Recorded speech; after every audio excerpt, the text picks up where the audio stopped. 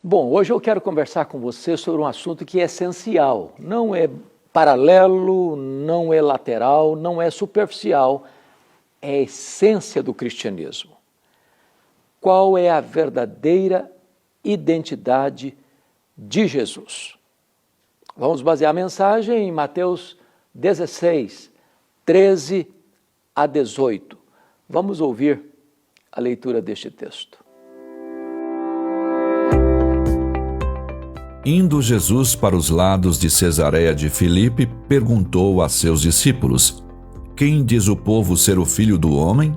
E eles responderam: Uns dizem João Batista, outros Elias, e outros Jeremias ou alguns dos profetas. Mas vós, continuou ele, quem dizeis que eu sou?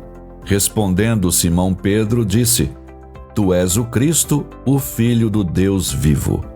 Então Jesus lhe afirmou: Bem-aventurado és, Simão Barjonas, porque não foi carne e sangue que tu revelaram, mas meu Pai que está nos céus. Também eu te digo que tu és Pedro, e sobre esta pedra edificarei a minha igreja, e as portas do inferno não prevalecerão contra ela. Quem é Jesus? Se nós sairmos por aí com o microfone na mão, entrevistando pessoas, vamos ouvir as mais diversas respostas. Alguns acham que ele foi apenas um importante profeta. Outros acham que ele foi apenas um espírito iluminado. Outros acham que ele foi o fundador de uma religião. Outros acham que ele foi um revolucionário.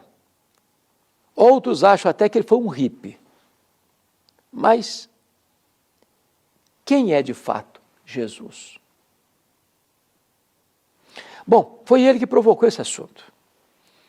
Ele estava com seus discípulos lá no extremo norte de Israel, lá nas fraldas do Monte Hermon, lá em Bânias, onde nasce o Rio Jordão, lá em Cesareia de Filipe, quando ele pergunta aos discípulos assim: Quem dizem os homens ser o Filho do Homem?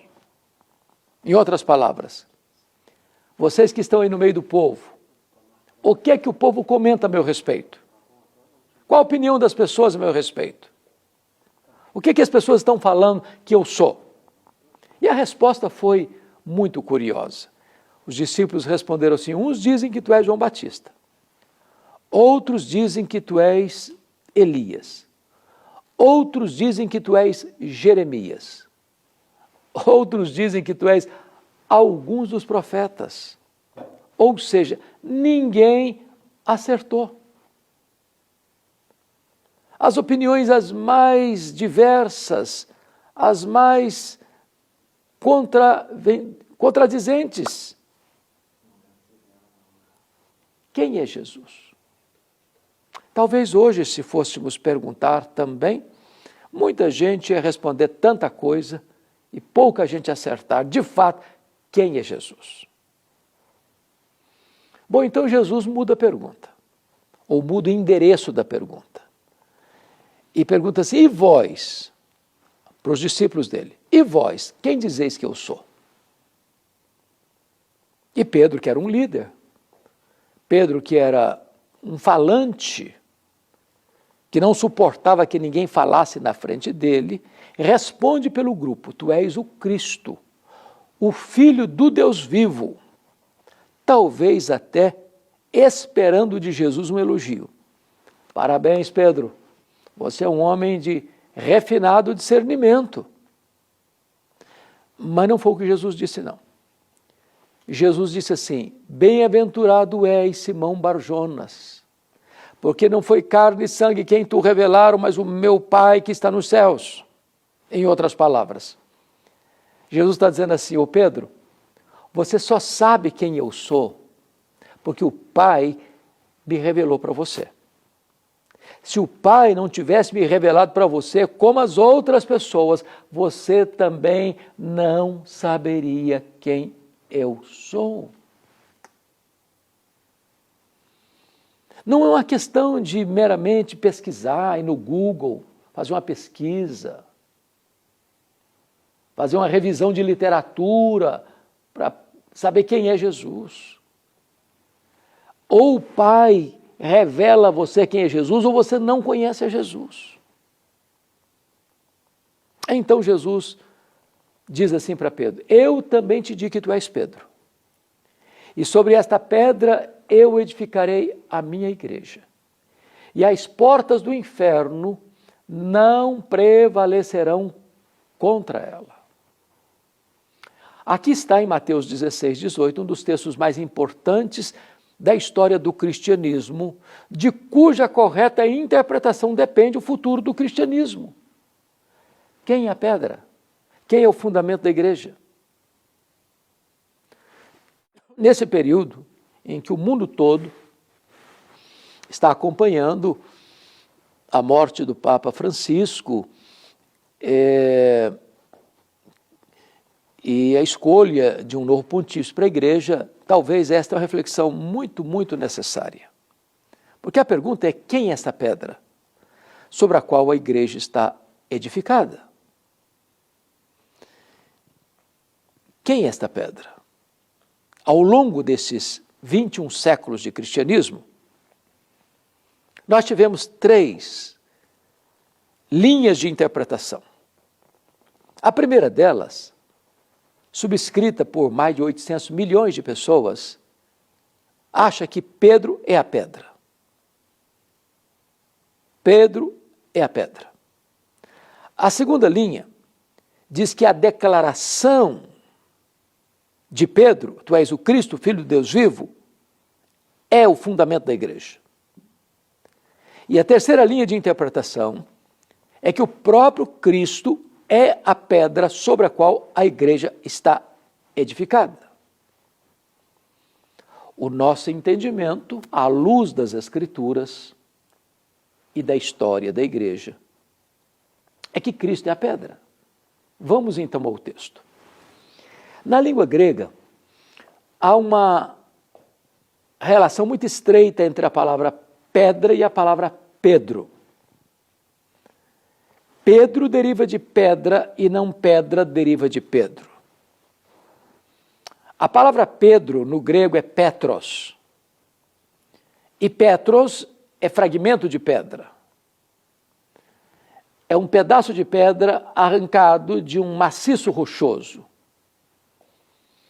A palavra Petra é rocha, inabalável. Metáfora só usada para Deus em toda a Bíblia. Então o que Jesus estaria dizendo é o seguinte: eu também te digo que tu és um fragmento de pedra, mas sobre esta rocha, esta Petra que sou eu edificarei a minha igreja. Mas ainda, o pronome demonstrativo nos ajuda a entender. Você bem sabe que tanto em grego, quanto em inglês, quanto em português, há uma diferença entre o pronome demonstrativo esta e essa. Por exemplo, eu estou aqui com a minha Bíblia. Eu digo esta Bíblia. Mas se eu ponho minha Bíblia no púlpito e me afasto, e me afasto, e me afasto, e me afasto, eu digo essa Bíblia. Se Jesus tivesse a intenção de dizer que Pedro era pedra, ele teria dito: eu também te digo que tu és Petros, e sobre essa pedra eu edificarei minha igreja. Mas não foi o que ele disse. Eu também te digo que tu és Petros, e sobre esta pedra eu edificarei minha igreja. Jesus é o fundamento da igreja.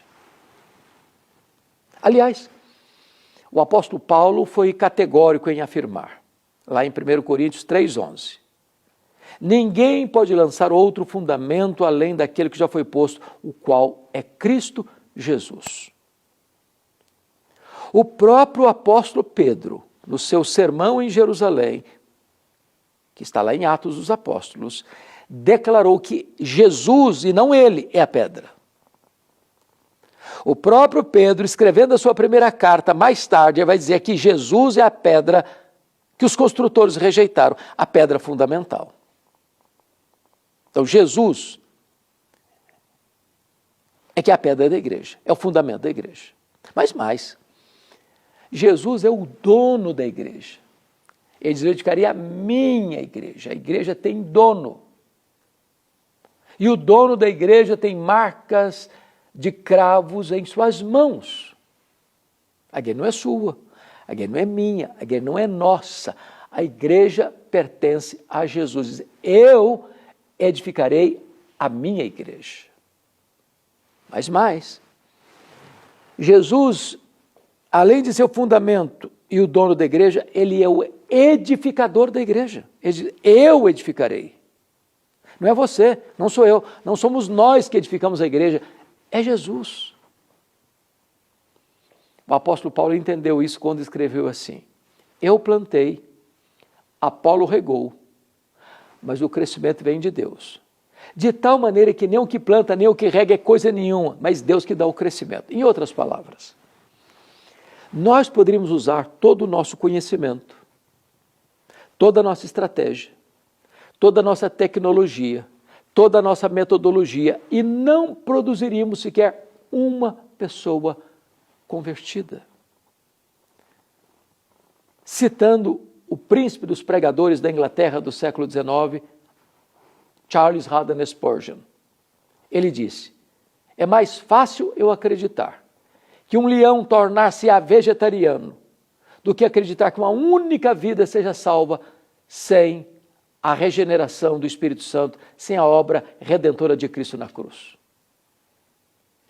Quem edifica a igreja é o Senhor Jesus. Em quarto lugar, Jesus é o fundamento da igreja, Jesus é o dono da igreja, Jesus é o edificador da igreja. Em quarto lugar, Jesus é o protetor da igreja. E as portas do inferno não prevalecerão contra ela. Nesses anos todos de cristianismo, a igreja foi perseguida de forma crudelíssima. Os crentes foram queimados vivos, os crentes foram crucificados, os crentes foram jogados às feras, os crentes enfrentaram martírio, torturas, prisões. Mas um dos pais da igreja, Tertuliano, afirmou: o sangue dos mártires é a sementeira do Evangelho. A igreja é indestrutível. Indestrutível, porque aquele que a salvou é poderoso para guardá-la e protegê-la até o final. Quem é Jesus? Qual é a verdadeira identidade de Jesus? Ele é o fundamento da igreja, ele é o dono da igreja, ele é o edificador da igreja, ele é o protetor da igreja. Eu vou orar com você. Pai, eu te peço que tu apliques esta palavra ao coração de todos aqueles que agora nos assistem, para que tu abras os olhos da alma para entenderem e compreenderem quem é Jesus. E ao compreenderem quem é Jesus, possam se render a Ele e recebê-lo como seu Salvador pessoal, como Senhor da sua vida. Em nome de Jesus. Amém.